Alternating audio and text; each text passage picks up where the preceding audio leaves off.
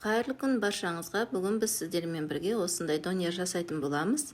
Егер каналыма тіркелмеген болсаңыз, тіркеліп, және поделиться бөлімімен өздеріңіздің құрбыларыңызға жіберіп қойыңыздар.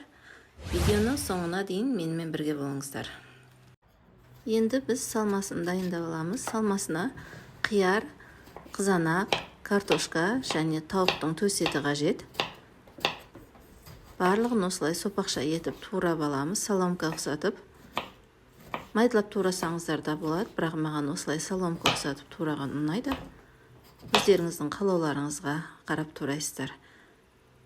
Сосын дайын болғанның картошкамызға суық су құйып, 20 минуттай тұрғызамыз және дәміне қарап тұз саламыз. Осылай дайын сүлгіге салып, кептіріп аламыз.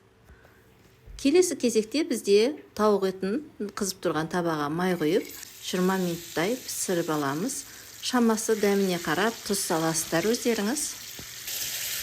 Мен тауық етін молдау қылдым, өйткені менде 4 донерге арнап жасалынады. Келесі кезекте біз осы кептіріп алған картошкамызды қызып тұрған майға салып қызарғанша пісіріп аламыз. Бұл бізде фри. Міне өздеріңіз көріп тұрғандай қызыл әдемі болып пісті. Және аздап майын сорғытып аламын. Салмамыз дайын. Ендігі кезекте осылай донерге арналған жұқпамызды аламыз және оның үстіне кетчуптен, майонезден осылай шамамен көз мөлшерінде жағып шығыңыздар. Дайын салмамызды слой-слой ғып үстіне қаттап шығамыз. Мен келесі бет жағына тағы да майонез бен кетчуп жақтым, өткен сулы болған ұнайды. Жақпасаңыздар да болады өздеріңіздің қалауларыңызбен.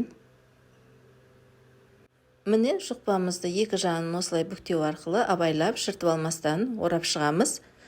Менде осындай донер шықты және оны арнайы грилде қыздырып алам. Егер сіздерде арнайы грил болмаса, табаға екі жанын қыздырып алсаңыздар болады. Міне донеріміз дайын. Көріп тұрғандай сулы, дәмді, өте жақсы донер жасап шықтық. Сіздер де жасап көріңіздер.